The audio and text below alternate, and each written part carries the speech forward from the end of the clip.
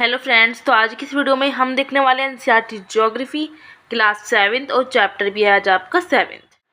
तो बस्ती क्या होती है कि वे स्थान जहां लोग अपने लिए घर बनाते हैं, या सबके घर होते हैं, वही बस्तियां होती हैं।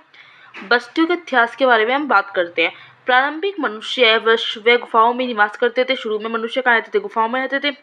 लेकिन जब उन्होंने फसल उगाना शुरू किया तो उनके लिए जगह स्थायी घर बनाना आवश्यक हो गया कि जहाँ उनकी खेती बाड़ी है, फसल है, वहीं पर उन्हें रहना होगा, वो छोड़ के नहीं जा सकते। व्यापार, वाणिज्य और विनिर्माण के विकास के साथ साथ ही क्या हुआ, मानव बस्तियां बड़ी होती गई, बढ़ती गई जब उन्होंने अपना व्यापार फैलाना शुरू किया। नदी घाटी के निकट जो बस्ती थी वहीं से सभ्यता का विकास शुरू होता गया। फॉर एग्जाम्पल की बात करें, जैसे सिंधु, टिग्रिस, नील नदी और हुआंग ही नदी के किनारे सभ्यता का विकास हुआ। बसाव के लिए अनुकूल दशा, वे स्थान जहाँ भवन और बस्तियां विकसित होती है उसे हम क्या कहते हैं? बसाव स्थान, जहाँ पे रहने का स्थान होता है। और बसाव के लिए अगर हम अनुकूल दशा की बात करें तो अनुकूल जलवायु होनी चाहिए, जल की उपलब्धता होनी चाहिए, उपयुक्त भूमि होनी चाहिए और उपजाऊ मिट्टी होनी चाहिए। बस्तियों के प्रकार में स्थायी बस्तियां जाती है और एक अस्थायी बस्तियां। स्थायी से पता चल रहा होगा आपको, मानव स्थायी रूप से निवास के लिए इनका निर्माण करता है, मतलब उसे एक जगह टिक कर रहना है जहाँ उसकी खेती बाड़ी हो, व्यापार हो, ठीक है। अस्थायी बस्तियां किसे कहते हैं? जो बस्तियां कुछ समय के लिए बनाई जाती है, जैसे घने जंगलों में उसने टेंट वगैरह लगा दिया, गर्म और ठंडे रेगिस्तान में कुछ टाइम के रहने लगा। पर्वतों के निवासी अस्थायी बस्तियों में रहते हैं। ऋतु प्रवास की बात करते हैं। लोगों के मौसमी आवागमन को ऋतु प्रवास कहते हैं, कि जैसे शीत ऋतु होती है तो वहाँ पहाड़ों पर रहने के चले गए, गर्मी हुई तो यहाँ पर आ गए, इस तरह से, ठीक है। जो लोग पशु पालते हैं वे मौसम में परिवर्तन के अनुसार नई चारागाहों की खोज में निकल जाते हैं। पशु पालते तो क्या होता है, कई बार जैसे बहुत गर्मी पड़ती है, वहाँ पर घास वगैरह नहीं होती, खेती नहीं हो पाती ढंग से, तो वे अपने पशुओं की खाने के लिए किसी दूसरी जगह चले जाते हैं, ठीक है। अब बात करते हैं हम सघन बस्ती की। सघन बस्तियों में घर पास पास होते हैं, मतलब बहुत पास पास होती है।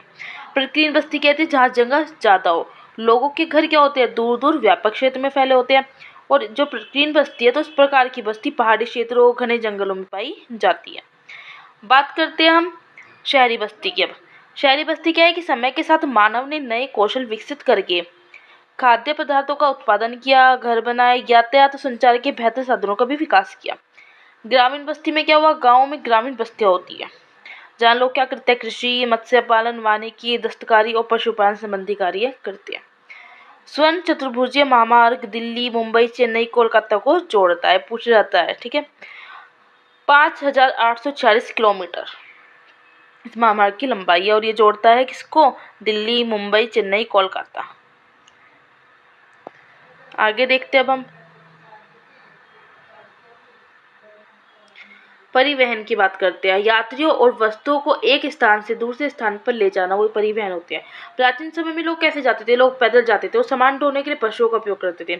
पहियों की खोज हुई तो वहां से परिवहन क्षेत्र में क्रांति आई। विश्व में परिवहन यात्रा का बदलता स्वरूप की बात करें तो भारत के ग्रामीण क्षेत्रों में पहले गधे, खच्चर, बैल या ऊंट का उपयोग होता था।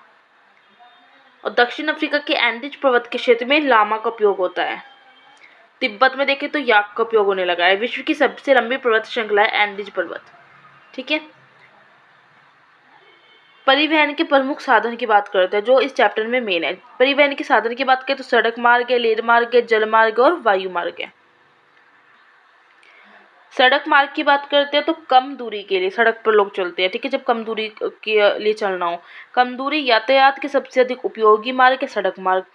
हिमालय पर्वत पर मनाली लेह राजमार्ग विश्व के सबसे ऊंचे सड़क मार्गों में से एक है। कौन सा? हिमालय पर्वत पर मनाली लेह राजमार्ग। भूमिगत सड़कों को भूमिगत मार्ग मतलब सबवे कहते हैं। दूसरा रहता है आपका रेल मार्ग, तो तीव्रता से मतलब बहुत जल्दी जाना और कम खर्च में लोगों का आवागमन का साधन है। वाष्प के इंजन की खोज व औद्योगिक क्रांति ने रेल परिवहन का तीव्र विकास किया। भारतीय रेल मार्गों का जाल भरी भांति विकसित है, यह एशिया में सबसे बड़ा है। और जलमार्ग की बात करें तो प्रारंभिक समय में परिवहन के लिए सबसे अच्छा साधन जलमार्ग था। अधिक दूरी में भारी और बड़े आकार वाले सामानों को ढोने के लिए जलमार्ग सबसे सस्ता साधन था। और ये दो प्रकार का होता है, एक तो अंतर्देशीय जलमार्ग और एक समुद्री जलमार्ग। जो अंतर्देशीय जलमार्ग है, नाव्य नदियों और झीलों का उपयोग अंतर्देशीय जलमार्ग के लिए होता है, जैसे गंगा ब्रह्मपुत्र नदी तंत्र। उत्तरी अमेरिका में क्या है आपका? ग्रेट लेक, अफ्रीका में नील नदी। और नेशनल वाटरवेज की बात करें तो भारत में 1 से 6 है ये। आ जाता है वायु मार्ग। ठीक है, 20वीं सदी के आरंभ में परिवहन का सबसे तीव्र मार्ग है और ईंधन की लागत अधिक होने के कारण सबसे ज़्यादा महंगा होता है वायु मार्ग। हेलीकॉप्टर वगैरह में जाते हो ये तो कितना महंगा होता है। ठीक है, प्लेन वगैरह में। कुछ महत्वपूर्ण हवाई पत्तन है, मतलब एयरपोर्ट्स जो है, एयरपोर्ट कौन कौन से, दिल्ली का होगा, जैसे मुंबई का, न्यूयॉर्क, लंदन, पेरिस और काहिरा। बात कर लेते हैं ट्रांस साइबेरियन रेलवे मार्ग की। तो विश्व में सबसे लंबा रेल मार्ग है ये। पश्चिम रूस में सेंट पीटर्सबर्ग से प्रशांत महासागर तट पर स्थित व्लादिवोस्टोक तक जाता है। लंबाई कितनी है? 9,228 किलोमीटर। ठीक है, और 12 दिन लगते हैं यात्रा में कम से कम।